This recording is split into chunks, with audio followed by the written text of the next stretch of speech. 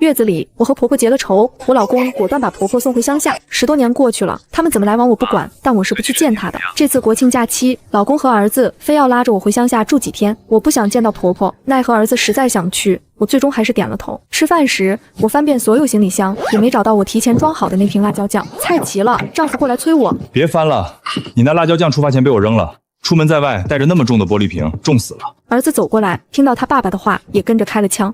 妈，你这么大年纪了，咱就告别公主病呗，几顿饭而已，不至于这么馋吧？我看着满满当当的3个行李箱，这里面有儿子的游戏机、丈夫的话剧，还有整整一箱送给婆婆的补品，唯独装不下小小的一罐辣椒酱。突然觉得很可笑，我看着丈夫，我们离婚吧。蒋伟错愕地看着我，发什么疯？一瓶辣椒酱，至于吗你？那玩意儿有什么可吃的？没它你不能活了。你是不是故意在我妈家挑件啊？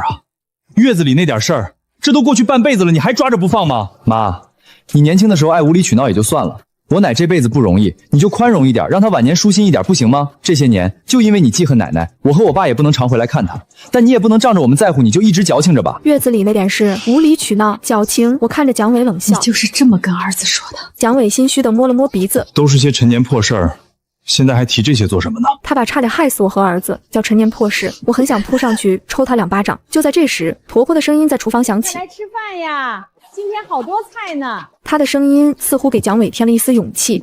咱们先吃饭，回头我抽空去给你买辣椒酱，这总行了吧？儿子贴过来挽住我另一侧手臂，我快要饿死了，先吃饭吧妈，您就心疼心疼儿子吧。他们2个人几乎是架着我出了房间。你看这么好的老公和儿子去哪儿找？给你台阶，你赶紧顺着下来得了。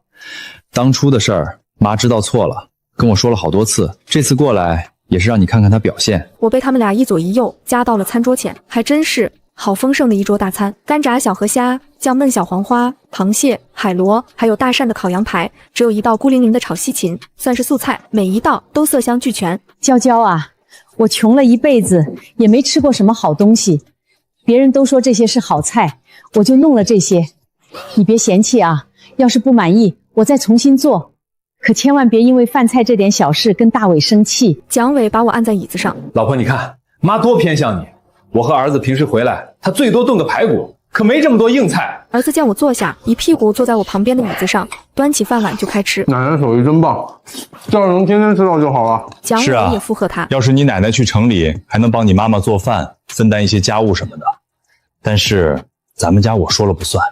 这也得看你妈妈同不同意。父子俩一唱一和，眼神还都偷偷瞄着我。这场面我只觉得可笑，原来他们折腾这一趟是这么个目的。蒋伟想接他妈去城里，又不敢跟我直说，算计来算计去，还捎带上儿子一起哄我。看来这么多年他一直是怨我的。是啊，他多委屈呢，只是想接亲妈养老而已，却碍于我这么个恶人阻拦，不得不跟儿子绕了这么大一个弯子，串通着演这么一场戏。我和婆婆对视一眼，没错过她眼底划过的那一丝得意，她没付出半分，就让我的丈夫和儿子都站在了他那边。想到这，我只觉得身心疲惫。可以啊，你们把他接去城里，就住在家里吧。蒋伟还没来得及笑出声，我紧接着说了下一句：只要你跟我离婚，你想接谁，想跟谁住一起，都随你。儿子见婆婆眼圈发红，一把将筷子摔了出去，气得脖子上的青筋都爆了出来。妈，不是我说你，你闹脾气总要有个限度吧？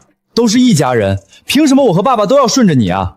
我就想让奶奶进城陪我，你同不同意？这事儿也都这么定了。你看看奶奶给你做的这一桌子菜还不够吗？你倒好，为了一罐子辣椒酱就没完没了的，你也太小心眼了吧。儿子今年19了，下巴已经长出了胡茬，身高窜到了1.82米，又高又壮的。看他这个样子，谁能想到他是个早产呢？这些年我生怕做不好一个母亲，一步一步照着书本教育他。书上说不要在孩子面前抱怨，会给孩子传递太多戾气，所以我从没在他面前说过他奶奶一句坏话。可现在我看见他瞪我时厌烦的神情，只觉得这些年的努力都为了狗。蒋明，你都不知道自己亲妈海鲜过敏吗？你不知道，你奶奶却知道。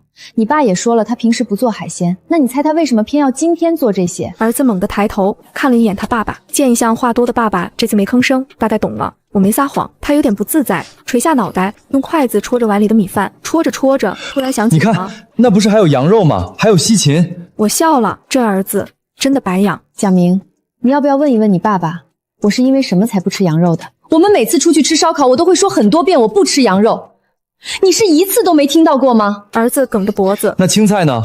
你这不吃那不吃，不会矫情到西芹也过敏吧？我起身把那盘菜放在儿子面前，顺便递上一双筷子。这样吧，你自己来尝一尝。儿子从小就不爱吃香菜和西芹，他看着那盘绿油油的菜，脸上带着抗拒，但他犹豫了一会，还是夹了一筷子西芹，毅然决然地送进了嘴里。下一秒，他脸色大变，哇的一口吐了出来。这是什么鬼东西？奶奶，芹菜本身就够难吃的了，怎么还能又膻又腥呢？他一把抓过桌子上的饮料，猛喝了大半瓶。妈，是不是你弄的？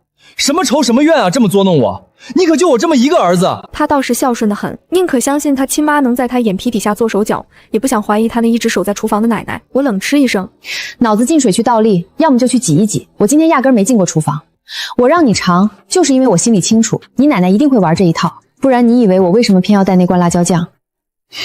妈，你这就多少有点被害妄想症了吧？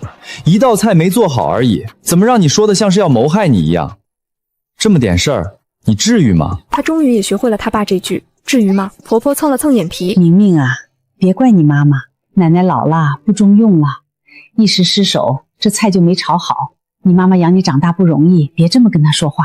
奶奶被数落几句没什么的，听话啊。我都被气笑了，这么多年过去，他还是老一套，他不想安分，那我也没必要给他留面子。蒋明，你不是一直遗憾自己不能当兵吗？知道那疤是哪儿来的吗？儿子从小就向往绿军装，枪啊炮啊的抱着就不撒手，可那一片带着色素沉着的疤痕，直接把他的梦想扼杀在了最初的地方。我爸不是说那是我小时候淘气自己擦伤的吗？擦伤怎么可能那么深呢？你那伤是你奶急着去打牌，把还没满月的你忘在了灶台上烫出来的。我语速并不快，一字一句都说得很清晰，但儿子的眼神却很迷茫，像没听懂似的，视线在我和他奶奶中间来回打转。话说到这，当了半天哑巴的蒋伟突然找回了自己的舌头。魏娇，你别一发疯就在孩子面前胡说八道。我妈当初刚进城，只是无意间得罪了你，就被你记恨了半辈子，你到现在还不消气吗？儿子眨眨眼，向他爸的方向靠了靠，看来是没信我。蒋伟攥拳捶着胸口，我这些年为了照顾你的情绪，连亲妈都不敢多见，我心里苦啊。10几年来，他常拿这句话拿出来堵我的嘴。想当初我念在他确实为了我把亲妈都送走了，遇事能让则让，他在所有人面前都装作一副顾家好男人的形象。可实际上真的是这样吗？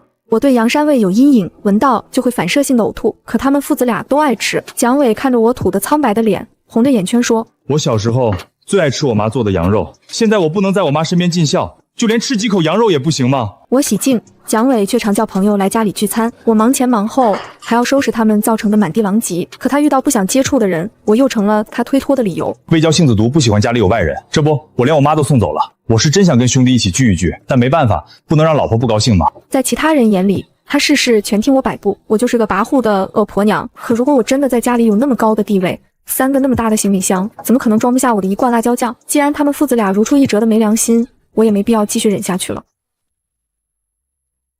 我现在就收拾东西回城里，等你回去，我们就离婚。蒋伟捶胸的手顿了顿，你认真的？认真的，车子、房子、儿子都归你，家里现金归我，回去咱们就办手续。说完，我转身就要去收拾行李。不是吧，妈，就算奶奶今天做的不对，也不过就一顿饭的事儿，你连亲儿子都不要了吗？他似乎笃定我会为他妥协，我摇摇头，扶开了他的手。你这样的儿子，我要不起。儿子来了脾气，把手一甩，就坐到餐桌边，拿起碗筷开始闷头吃饭。哎，大伟啊，别跟你老婆生气啊，你们都在一起10几年了，哪能离婚呢？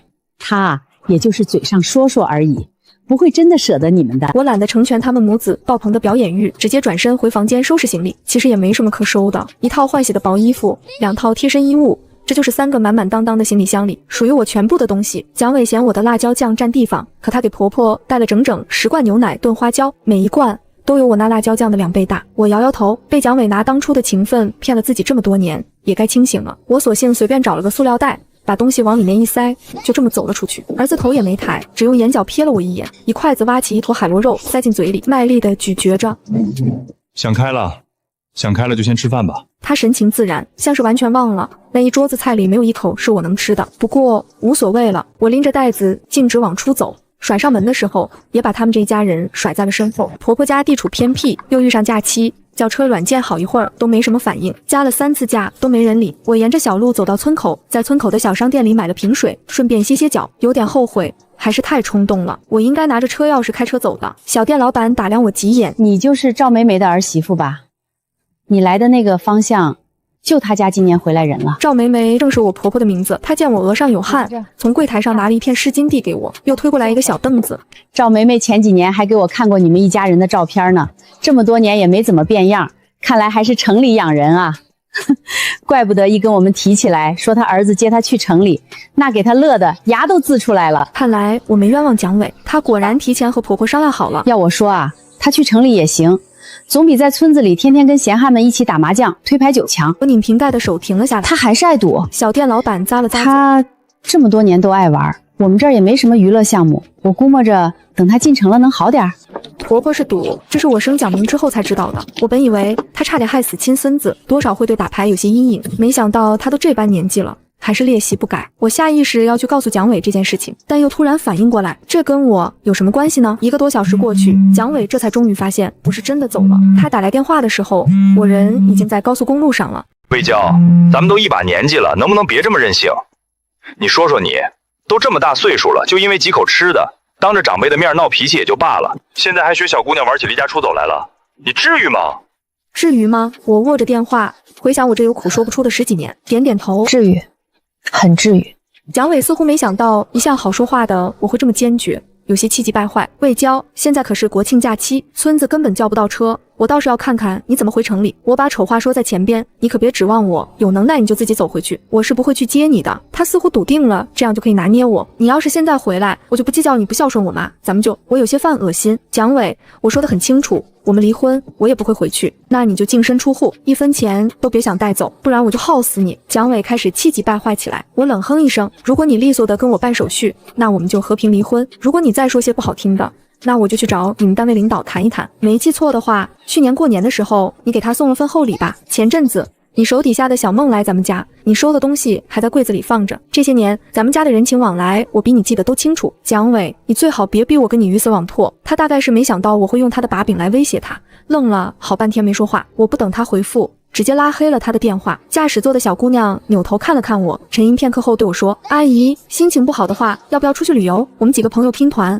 刚好还差一个人。”小姑娘叫赵敏，是小店老板的女儿，要不是她好心捎我一程，我现在可能还在小店里等着叫车软件答复呢。可我一个老太太和人家小姑娘一起玩，见我有些犹豫，她笑了笑：“放心吧，阿姨，我们订的是纯玩小团，行程都提前规划好了，没有强制消费的。”我摸了摸手边的塑料袋，换做以前，我肯定是舍不得花这个钱的。丈夫的 polo 衫和皮带，儿子的游戏机、手办、兴趣班、人情往来、房贷车贷，我的娱乐活动一直被排在最后。什么都觉着可以凑合凑合，结果就凑合到了今天。可节俭一生有什么意义呢？为家庭，丈夫欺负我半辈子；为儿孙，儿子压根没拿我当回事。我点点头，行，那咱们就出发。赵敏载着我去和其他几个人集合。高速上很堵，车子排成一条长龙，像虫子一样向前蠕动。堵车并没有影响我的心情，可是儿子发来的微信，字字句句像大石头一样堵着我的心。都多大年纪了，说走就走，哪有你这么不负责任的吗？以前的事爸都跟我说了，不是儿子说你。做人不能太计较的。我直接把手机扣下，继续和赵敏闲聊。我们从村子里的趣事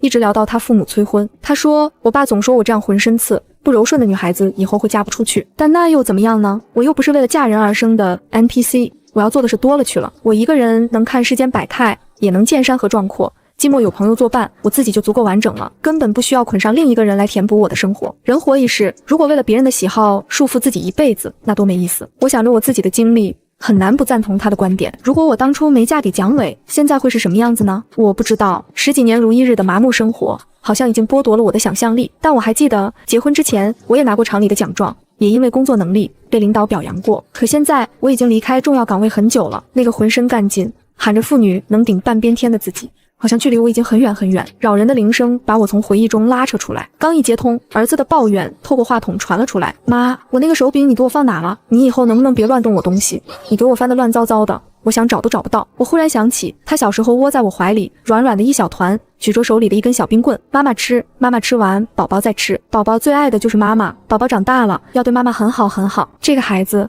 到底是怎么长着长着成了现在这个样子呢？见我没回应，他她还自顾自地发起脾气来了。我说妈，你还真是没完没了了是吧？我就不明白了，为什么非要抓着那些鸡毛蒜皮的事不放呢？几道菜的事非要弄得大家都不开心，有意思吗？你要是真离婚，那可别后悔，等你老了，别想让我养你。幼稚，就她现在这个样子，我哪里会指望她养老？没多大会，她发了个朋友圈，她和蒋伟站在婆婆身边，婆婆的脸笑得像朵绽放的老菊花，配文血脉相连，我给她点了个赞，接着删掉了她的好友。赵敏把热闹的音乐换成了舒缓的老歌。阿姨，心情不好的话，要不要跟我聊一聊？事情憋在心里就会一直个在那，可能讲出来就会好多了呢。我有点不好意思，我这都是老黄历了，一些鸡毛蒜皮的事情，你们年轻人听了会嫌烦的吧？赵敏正色道：阿姨，任何让自己不高兴的事情都不是鸡毛蒜皮，反正这条路还要堵很久。我刚好在写小说，您要是不介意，就当给我提供素材了吧。我听得出他这就是在安慰我，这些柴米油盐的事情哪有人会看呢？但他的好意我也不想辜负。行，那我就给你讲讲。车行一路，我也给他讲了我这半生。我婆婆其实没和我相处多久，但她的影子贯穿了我整个婚姻生活。我结婚第6年才怀孕，34岁，在那个年代是实打实的高龄产妇。婆婆收到消息，连夜跑来城里照顾我，为此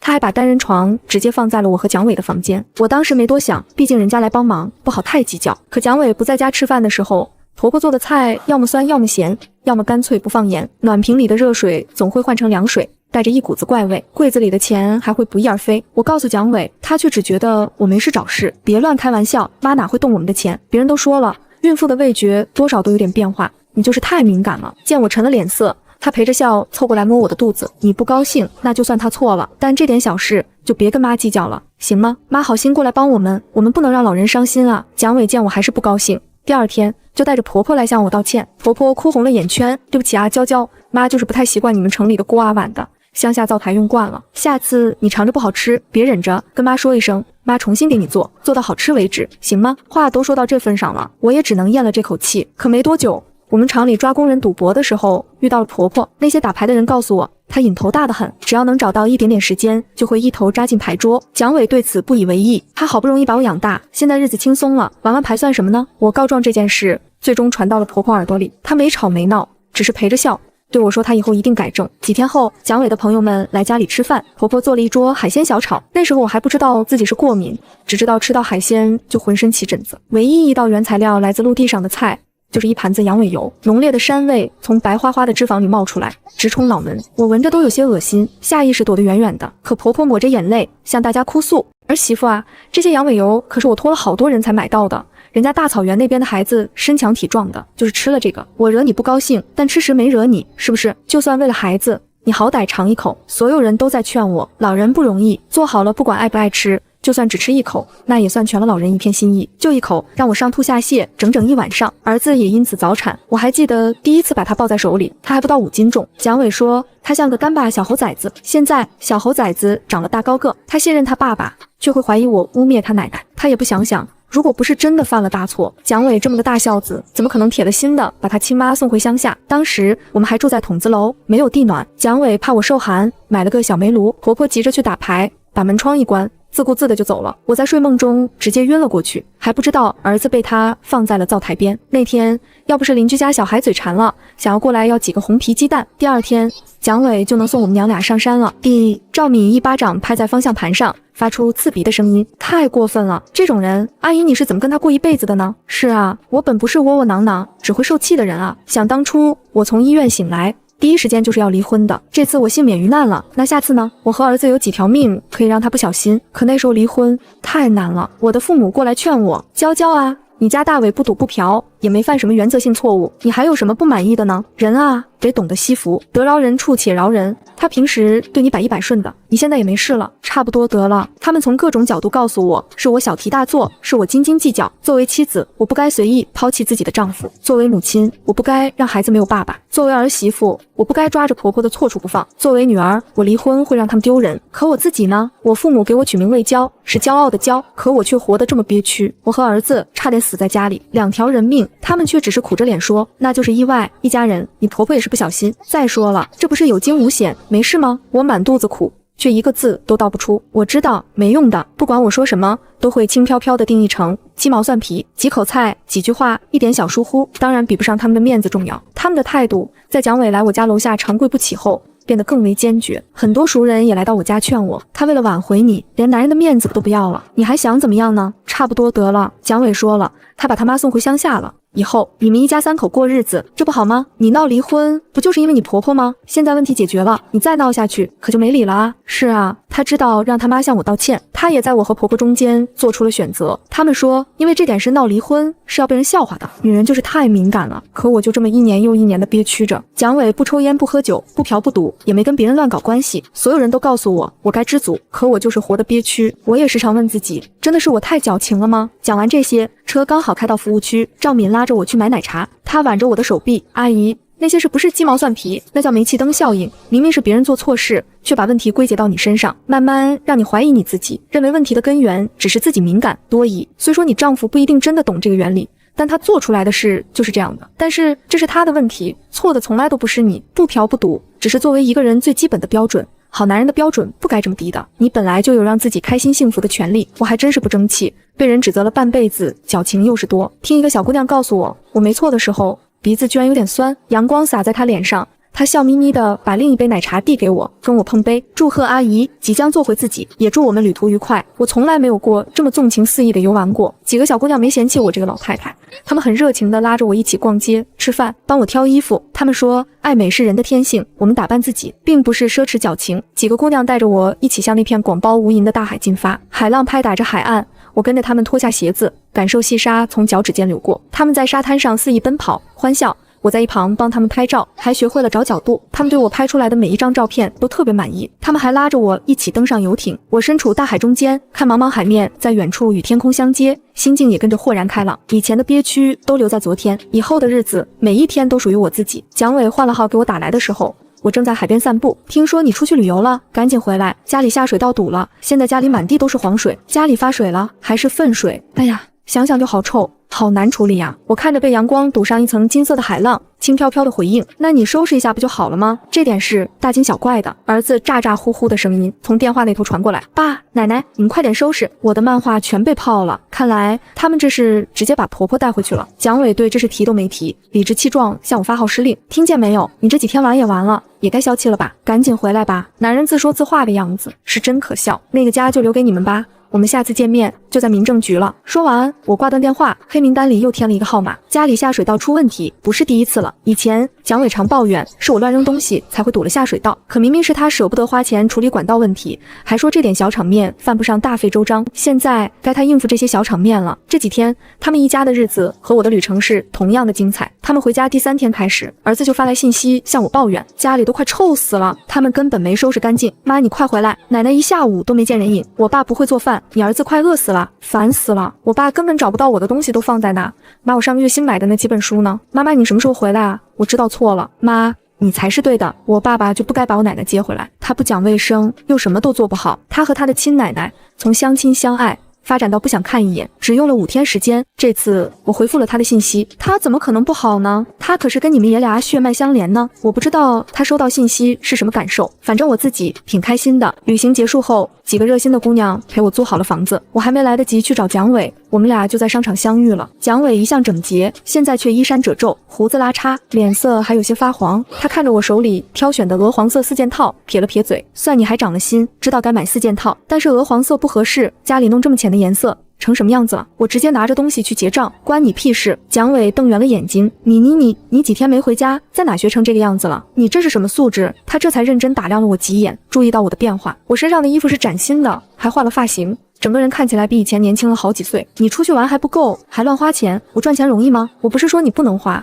但是你都这个年纪了，还有什么可打扮的？你这是打算打扮起来给谁看？他说着说着，面色突然一变，我就说你不对劲，怎么可能因为一罐子辣椒酱闹离婚？你是不是在外面有人了？我轻轻放下手里的袋子，上前一步，啪，一巴掌抽在他脸上。蒋伟，这一巴掌打你这么多年来对我的贬低讽刺。趁他没反应过来，我反手又一巴掌抽他脸上。这一巴掌，我打你在儿子面前混淆是非。蒋伟被我打得捂着脸偏过头去，他压低了声音呵斥我，差不多得了，这么多人，你在这发什么疯？让别人笑话。我趁他说话又扇了他一巴掌。你不是一直在外面说我不讲理、矫情、跋扈，是个疯女人吗？那我就坐实好了，我正式通知你，明天去跟我办离婚手续，别装死，不然我就去你单位揭发你私下收礼，你自己掂量掂量轻重吧。蒋伟紧盯着我，你敢？我轻蔑一笑，你试试看，看我敢不敢。蒋伟骨子里其实是个怂人，不然也不至于就连拒绝别人都要用我来做挡箭牌。见我是真的铁了心要离婚，他最终还是咬牙跟我办了离婚登记。走出民政局的时候，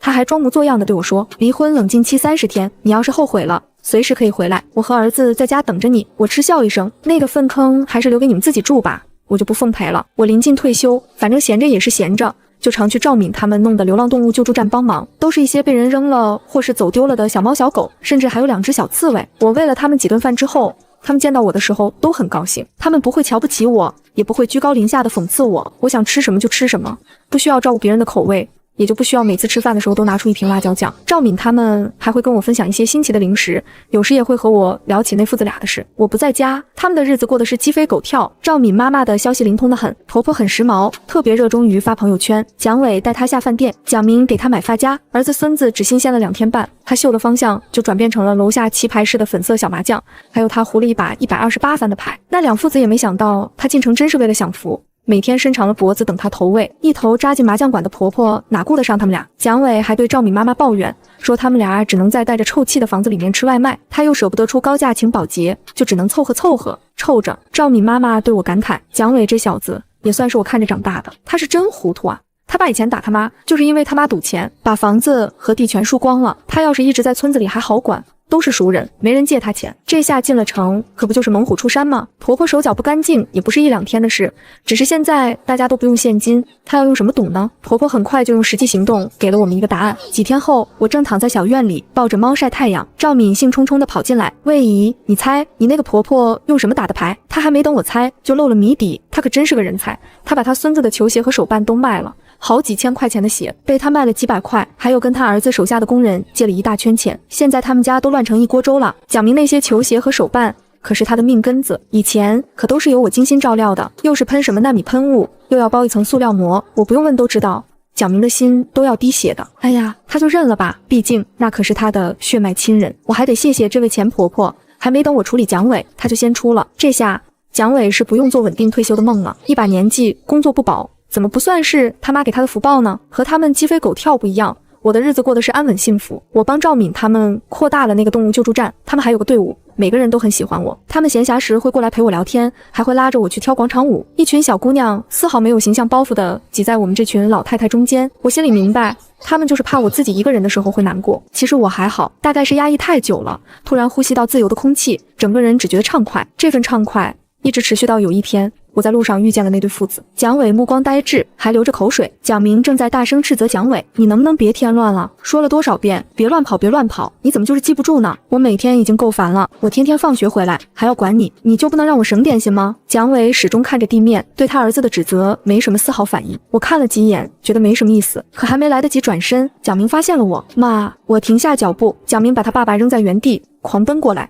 死死拉住我的衣袖。妈，我知道错了，房产证都被他拿去抵给别人了，我爸工作也没了，还赔了不少钱，有几个人趁乱砸了他的头，现在人都傻了。妈，你原谅我吧，要不你收留我也行，我现在会洗衣服收拾家务，我还会学会炒菜了。对了，以后你想吃辣椒酱，我就去给你买10罐。我推开了蒋明的手，你知道我为什么那么在意1罐辣椒酱吗？蒋明神情迷茫，不是因为你爱吃吗？我摇摇头，因为在那个餐桌上永远都只有你们父子俩爱吃的菜，不过现在我再也不需要了。说完我转过身，把愣怔的蒋明留在原地，他听不听得懂我的话都没关系，反正我再也不需要把话憋在心里了。我被女儿、妻子、母亲的身份桎梏了半生，可以后我是我自己。虽说我并没有什么亮眼的成就，只是个再普通不过的小老太太，但我的平凡的后半生也可以活得精彩。魏姨，快来，这个发夹好适合你。赵敏他们在前面叫我，我迈开大步向自由走去。蒋明在床上猛地惊醒，冷汗浸透了后背，他猛地坐起身，发现自己不是在那个漏风的出租屋，而是在自己住了19年的卧室里。笔尖没有消毒水恶臭，只有熟悉的香味从厨房飘来。他踉跄着冲到客厅，电子钟显示9月30日晚9点42分。魏娇正把用泡沫裹了3层的辣椒酱塞进背包，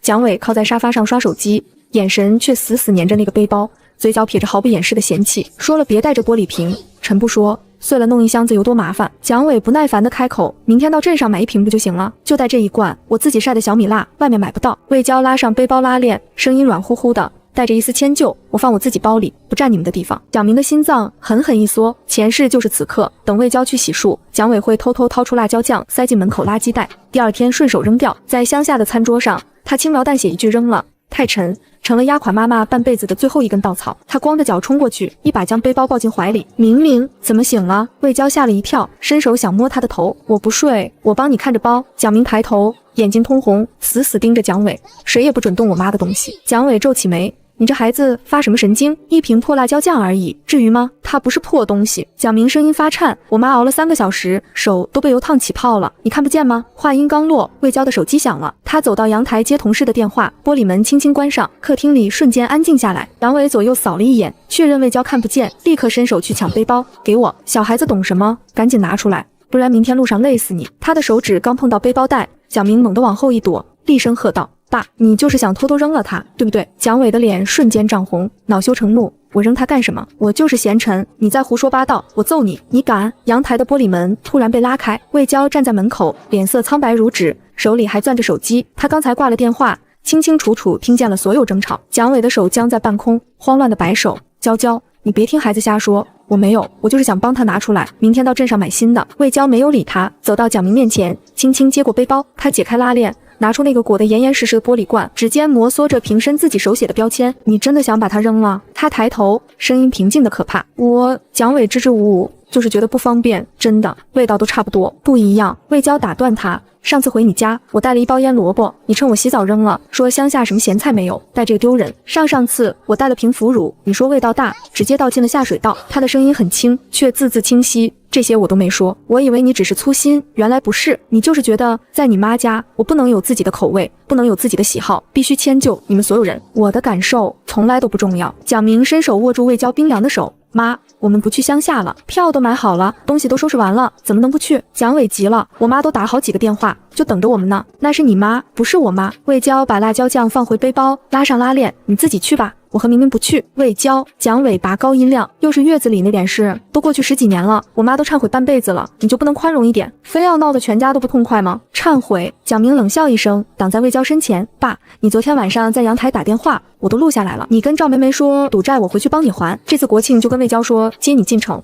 他不同意，我就跟他闹，这就是他的忏悔。魏娇的身体猛地一颤，他转头看向蒋伟，眼神里最后一丝温度也消失了。原来你这次回去根本不是过节，是帮他还赌债，顺便把他接进来。蒋伟的脸瞬间惨白，你别听孩子胡说，我没有胡说。蒋明拿出手机，点开录音，蒋伟的声音清晰地传出来，和他说的一字不差，证据摆在眼前。蒋伟再也无法抵赖，他烦躁地抓了抓头发，他欠了3万多，债主天天上门，我能不管吗？接他进城也是为了看着他，省得他再惹事。我本来想回来再跟你说的，你根本没想跟我说。魏娇摇了摇头，你想先斩后奏，把人带回来，逼我接受，就像你偷偷扔我的东西一样，从来都不跟我商量。他看着蒋伟，一字一句地说，蒋伟，我们离婚吧，就因为一瓶辣椒酱。蒋伟不敢置信地瞪大眼睛，魏娇你疯了？就为这点小事，你要毁了这家？这不是小事。魏娇的声音带着一丝疲惫，3个行李箱装得下你的话剧，装得下明明的游戏机，装得下给他的10罐牛奶炖花椒，却装不下我的一瓶辣椒酱。这10几年，我在这个家里就像个多余的人。你在乎你的面子，在乎你妈，在乎明明，唯独不在乎我。我不是故意的。蒋伟还想辩解，我以前不说是为了明明，我不想让他在争吵中长大，所以我忍着让着，从来不在他面前说你和你妈一句坏话。可你呢？你在他面前把我塑造成一个矫情、小心眼、不孝的恶婆娘，让他也跟着看不起我。蒋明用力点头，爸，以前是我傻，信了你的话，现在我知道了，错的人是你，是你一直欺负我妈，是你把这个家弄成这样的。蒋伟气得浑身发抖，指着蒋明，你反了你，我白养你这么大了，你没白养我。蒋明冷冷地说，但养我的是我妈，不是你。这19年，你给我开过几次家长会，陪我去过几次医院，我生病发烧的时候，是我妈整夜抱着我，我考试考砸的时候，是我妈鼓励我，我想要什么东西，都是我妈省吃俭用给我买。你呢？你除了会指责我妈，会拿我妈当挡箭牌，你还做过什么？蒋伟看着眼前的母子俩，一个眼神冰冷，一个满脸失望。他张了张嘴想道歉，却拉不下面子，最终只能狠狠一跺脚。好，你们都觉得我错了是吧？行，我自己去，我倒要看看没有我你们怎么过日子。他抓起外套摔门而去，巨大的声响震得窗户嗡嗡作响，客厅里安静下来。魏娇手里还攥着那个玻璃罐，眼泪终于忍不住掉了下来。蒋明伸手抱住她，轻轻拍着她的背，妈，别哭，以后有我呢，我再也不让别人欺负你了。魏娇靠在儿子的肩膀上，哭了很久，积攒了10几年的委屈，在这一刻终于全部释放。哭完之后，她觉得心里空落落的，却又无比轻松。第二天一早，蒋伟一个人拖着3个行李箱，气冲冲地走了。他走的时候，故意把门关得很重，母子俩都没有回头。蒋明把蒋伟的东西全都搬到客房，锁上了门，然后系上围裙，走进厨房。妈，今天我给你做早饭。魏娇看着儿子笨拙地系着围裙，笑着说：“你会做什么呀？别把厨房烧了，我可以学。”蒋明拍着胸脯说：“以后家里的饭都由我来做，你想吃什么我就学什么。辣椒酱我也会学着，以后我给你熬一辈子的辣椒酱。”那天，蒋明照着菜谱做了西红柿炒鸡蛋和酸辣土豆丝，虽然盐放多了一点，但魏娇吃得津津有味。吃完饭，蒋明洗碗、拖地，把家里打扫得干干净净。上午，蒋明拉着魏娇去了商场，他用自己攒的零花钱给魏娇买了一件米白色的风衣和一双软底皮鞋。魏娇站在镜子前，看着焕然一新的自己，有些恍惚。她已经很多年没有给自己买过新衣服了。中午，他们去吃了重庆火锅，魏娇点了特辣锅底，吃得满头大汗，好久没这么痛快了。她笑着说：“以前跟你爸出来，他总说太辣伤胃，每次都只能点清汤锅。”蒋明给他加了一块毛肚，以后我们天天吃辣的，想吃多少吃多少。而另一边，蒋伟在乡下过得焦头烂额，赵梅梅见只有他一个人回来，立刻拉下脸，指着鼻子骂魏娇是搅家精。骂完就逼着蒋伟还钱，拿到钱后又开始催他接自己进城。我不管，你必须接我走，村里那些人都笑话我。赵梅梅坐在地上撒泼打滚，他魏娇凭什么不同意？这个家是你说了算，他要是敢拦着，你就跟他离婚。蒋伟被他吵得头疼欲裂，他这才真切地体会到魏娇以前过的是什么日子。他想给魏娇打电话道歉，却发现自己已经被拉黑了。在乡下待了3天，蒋伟就待不下去了，他灰溜溜地回了城，打开家门的那一刻愣住了。家里干干净净，一尘不染，客厅的墙上挂着魏娇刚画的水彩画，阳台上种满了绿萝和月季，厨房里飘着饭菜的香味。魏娇穿着新买的风衣，正在和蒋明一起包饺子，两个人有说有笑，阳光洒在他们身上，温暖的晃眼。而他像个格格不入的外人。娇娇，蒋伟轻声开口，声音干涩：“我回来了，我知道错了，我以后再也不扔你的东西了，也不接我妈进城了，我们好好过日子，行不行？”魏娇抬起头看了他一眼，眼神平静无波。离婚协议书我放在茶几上了，你看看，没问题的话，下周我们去办手续，房子车子归你，存款归我，明明跟我。魏娇，蒋伟急了：“我都道歉了，你还要怎么样？晚了。”魏娇低下头继续包饺子，有些东西碎了就拼不回来了，你扔掉的从来不是一瓶辣椒酱，是我对你对这个家最后一点心意，心凉了就再也暖不热了。蒋明走过来，挡在魏娇身前：“爸，你走吧，以后别再来打扰我们了。”蒋伟看着他们，知道自己再也挽回不了了。他拿起离婚协议书，颤抖着签上名字，然后转身走出了家门，门轻轻关上，隔绝了2个世界。后来赵梅梅还是改不了赌博的毛病，又欠了一大笔钱，她跑到蒋伟的单位大闹，害得蒋伟丢了工作，蒋伟只能打零工度日，租了个阴暗潮湿的单间，过得穷困潦倒。而魏娇和蒋明过上了平静幸福的生活。魏娇报了老年大学的画画班和舞蹈班，认识了很多志同道合的朋友，整个人容光焕发。蒋明考上了本地的大学，学了烹饪专业，他说以后要开一家小餐馆，专门做妈妈爱吃的菜。家里的冰箱里永远放着满满一层辣椒酱，是蒋明跟着魏娇学的，放足了小米辣和牛肉粒，味道比以前的还要好。每个周末，蒋明都会陪着魏娇去周边游玩，他们去爬山，去看海，去逛古镇。魏娇的笑容越来越多，越来越灿烂。她终于不再是谁的妻子，不再是谁的儿媳妇，她只是魏娇，那个骄傲、鲜活、被儿子深爱着的女人。而那罐曾经差点被扔掉的辣椒酱，终究成了过往的注脚，也成了新生的开始。